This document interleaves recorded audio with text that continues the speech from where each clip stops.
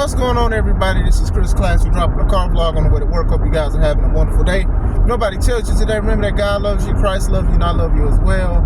Praying for people's healing. I'm praying for people's resolutions. I'm praying for people's breakthrough. I'm just praying for people in general. I think praying for somebody is one of the best things to do. And if you're praying for me, I thank y'all. And if it's righteous and holy, I receive it. Thank you, guys. Make sure you subscribe to this channel, the Take It Home Podcast, where I talk about professional wrestling topics. I interview wrestlers, and I put my wrestling matches up as Classic Alpha because I myself is a professional wrestler. So make sure you check out this channel for that content. Also, check out my second YouTube channel, C3 Ultimate Wrestling. The logo is right there on the screen. Click it after this video. The link will be in the description. So make sure you subscribe to that. Me and my wife's a professional wrestling company. Been doing this for 5 years. We got our matches from our previous shows, and we're getting ready for our next show called Still the Show, Crown Point, Indiana, April 20th, 2024. Tickets $5 off on Eventbrite. So get your tickets. I wanted to talk about two things. The first thing I wanted to talk about is Cody Rhodes losing last night and how I liked it. Cody obviously is like one of the hottest wrestlers out there right now. Then people want Cody. They literally got signs and stuff that say, "We want Cody." You know, when he comes out, he gets a lot of cheers and love from everybody. You know, and the Cody chants. Like as soon as the bell rung when he went against Drew McIntyre last night, Cody chants to win, and he had to acknowledge that to work the crowd. And I love it, man. I just love to see like a way an old school field guy can get like the crowd behind him by any means necessary. And Cody does that. Cody knows how to emote well when it comes to the crowd and to get people behind him and the people to love him. And the match he had with Drew McIntyre was pretty good.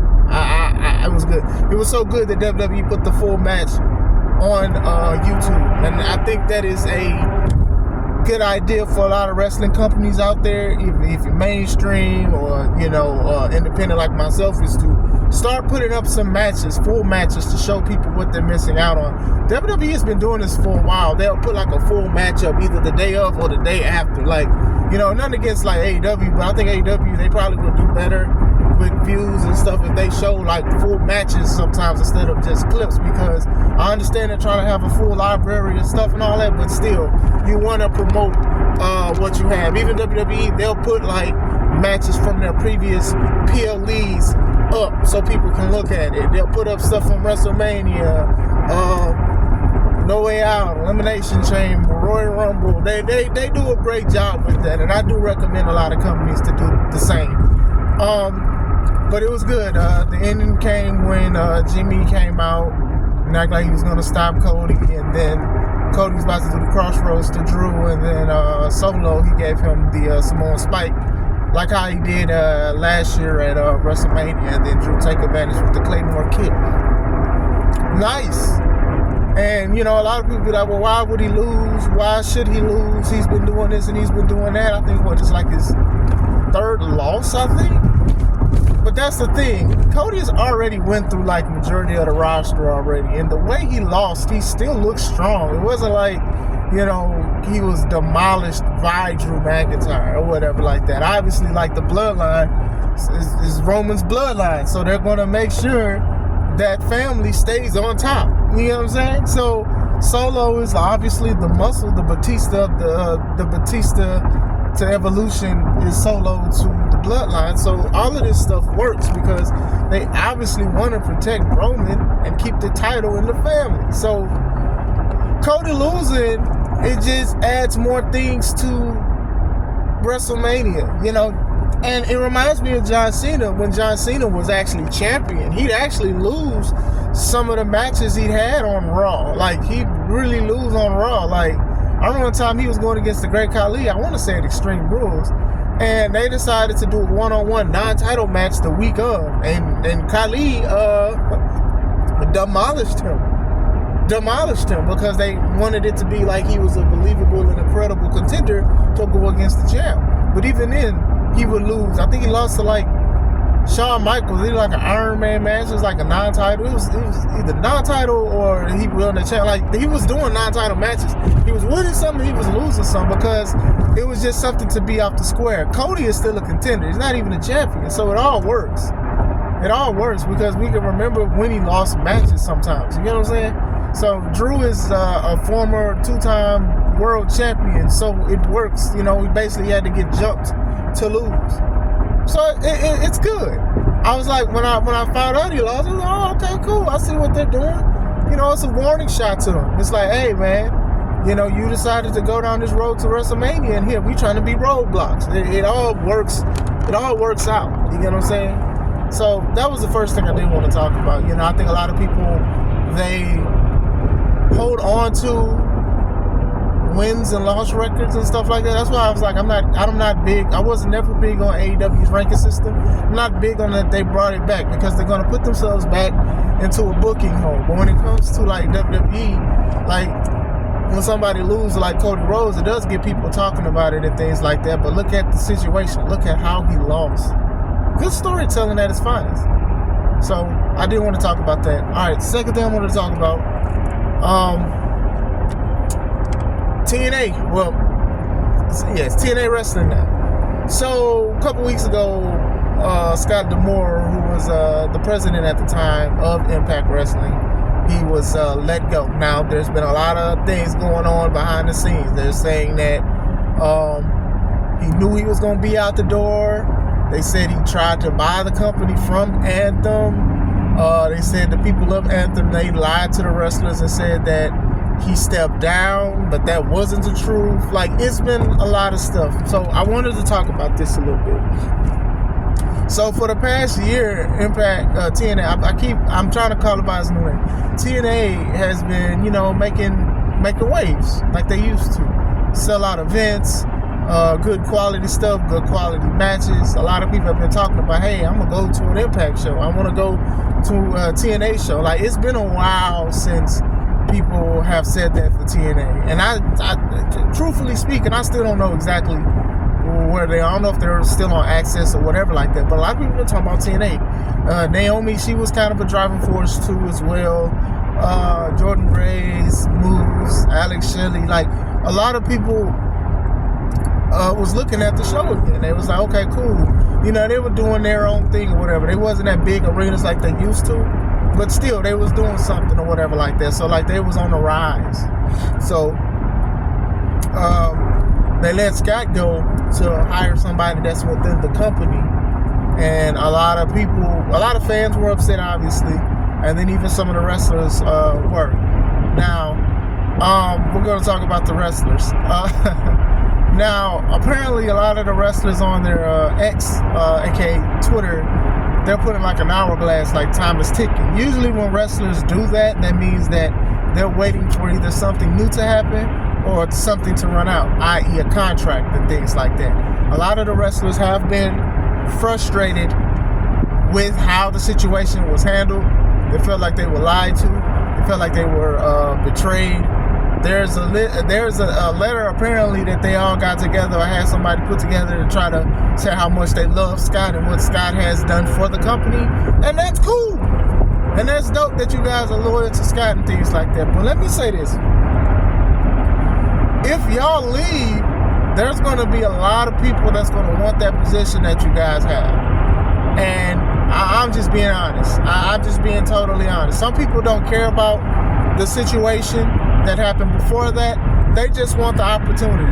If TNA does a tryout to say, hey, like especially they come out here, come to Chicago, hey, we're doing a tryout, they're going to have a lot of wrestlers out here that's going to try to do that. They want that exposure. They want to be a part of something that, you know, a lot of people remember. A lot of people remember TNA wrestling. Some people still watch it. A lot of people want that opportunity. I know a guy that was there not too long ago. I know a couple guys that was there you know. There's some guys that say, hey, they're looking for people to do ring crew, and they'll go there and things like that. And I understand that. And I do think that even though they don't know much about wrestling, I do think that they know that situation. You know, my take on it is this. Because some people are like, that's not their business. That's the same thing with Vince and the scandals and stuff. It's like people like, that's not the business. They're handling it. I still want to wrestle for WWE. Now, TNA isn't as big as WWE, obviously, but still, it's another opportunity to make yourself known. It's another opportunity to help you get bookings on the independents, because if you go to TNA and wrestle one time, when you go to wrestle somewhere else, they're going to put a TNA graphic on there and try to eat off that name. They're just going to, you know what I'm saying? Scott, as far as Scott is concerned, they were saying that he knew he was going to be out the door. So, I don't know. But I will say one thing: if you are trying to get out the door and then you try to buy the company from a company that's going to let you go, that's probably not going to happen. Sometimes companies don't want to sell stuff, even though, you know, it's not making profit or anything like that. Sometimes people just don't want anybody else to be successful with it. Now, what we go off of is how good Scott was. Like I said, shows was selling out. A lot of people like the wrestlers, and we give credit to the wrestlers too. The wrestlers was putting on and things like that. But still, you know, time will tell on what's going to happen now. You know, a lot of the guys putting hourglasses and stuff like that. You know, I would look at that if I was part of the company. But all right, bet. You know, that's the same thing with AEW. When a lot of these wrestlers, they be posting like their frustrations and they want to pull up on somebody, Tony should have nipped that in the bud. I think this is not a good thing. If you want to be loyal to Scott, cool, that's fine or whatever like that. But still, you know, I don't even think a lot of them is going to walk out if they do this walk out. And I'm not here at Taking On Podcast. Chris Classic is not telling you guys to walk out, to quit, to walk away or anything like that. I'm not even trying to say that's what y'all are trying to do. But sometimes with these hourglasses, this is what you're implying, that you're waiting for time to be up. I don't know how long y'all contracts are. I was under the impression that a lot of y'all probably aren't under like long contracts or contracts at all. Most of the handshake is just being paid per appearance. But still, you know, this is what they decided to do. They want to ride with Scott and stuff like that, and that's cool because it seemed like Scott had a passion for it. But I heard this is like the second time this man tried to buy the company. They had difference of opinions when it comes to how they want to do the company. And this is the kind of stuff that happens. And I also want to bring it back to WWE. And even though Vince is a nasty man, even if he was not a nasty man, I do think they would have tried to get him out of that company regardless. When you sell 51% of your company, you have no control. You have no control with 51%. When somebody buys it and have 51% of everything of what you have no control over that. That 51%, sure, you can give advice, but you do not have it. And I do think that they would have fizzled Vince McMahon out regardless. This is a business practice that has happened for years, to where somebody has majority of the company, so they swing their power how they want to swing their power. WWE is a very successful business. It's been successful. It's been doing record numbers, got to deal with Netflix, got to deal with X, got to deal with a whole bunch of stuff. Slim Jim, off and on. They have a whole bunch of stuff. And what happens is sometimes people be like, hey, we're making a lot of money. We don't need you, Vince. Or we don't need your story. Unless there's something in the contract. I don't know. But still, usually they would fizzle these kind of things out because they want their name on it. They want to say they've done it. It's a lot of companies that done it, make a lot of money, be number one and stuff, and then they change management, and then they nosedive because these people think that they can do a certain thing and they can do anything and get away with it. WWE, on the other hand, has been consistent with storylines and stuff like that. And I do think that Dwayne Johnson, being a part of the board of TKO, the company that owns WWE, is doing more right than good, even though he's inconsistent on his storylines. But we've seen it. I mean, even like Marvel Cinematic Universe, you see a lot of people not seeing none of the movies. And you can say, oh, Sony too, but no, it's part of Marvel too. I know Sony owns the Spider-Man series, but Madam Web didn't do good. But you look at how good Infinity War Endgame was and how most of the movies were good in front before that. Millions and billions of dollars, right? And everything was so good. But then it's like after that, besides like No Way Home and Miles Morales movies, a lot of stuff hasn't been that good. They just like, okay, well, we're number one. We're just going to stop doing consistency. Or we're going to do what we want to do. We're going to change stuff. We're not going to read comic books. I know I'm going on a tangent, but walk with me here.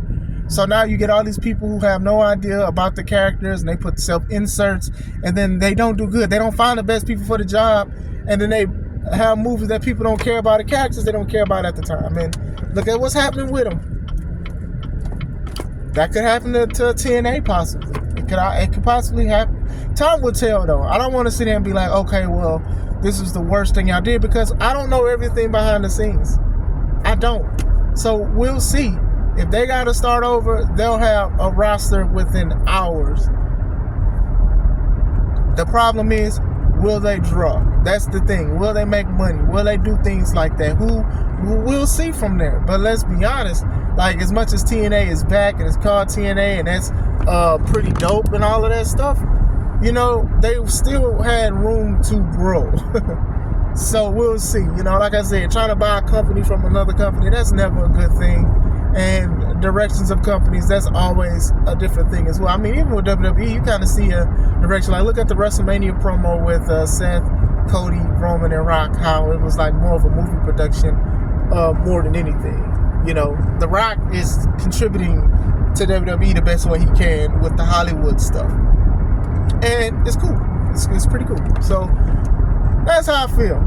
That's how I feel. Okay, a lot of guys waiting and gals waiting for their contracts to end, or the hourglass, or maybe a time will change, or a change is going to come, like the Sam Cooke song. I don't know what's going on with that, but like I said, they will not be thirsty for wrestlers, but it is the drawing power and stuff like that, because you do have people like Moose and Jordan Grace who have made more of a name for themselves for being so loyal to the company by wrestling and being champions, and you know, so they've been doing great. And even some of the older guys like Alex Shelley and Chris Sabin, and even having some new guys, and you know, so, and having Nick Nemeth, formerly known as Dolph Ziggler, there as well. So curious to see what happens. Definitely curious to see what happens with this situation. But what do you guys think? You was cool with Cody losing? What do you guys think about this TNA situation? I keep calling it Impact because it was called Impact for so long. I used to call it TNA Impact. The TNA situation. Let me know. I hope you guys have a wonderful day. This is Chris Classic. Let's take it home.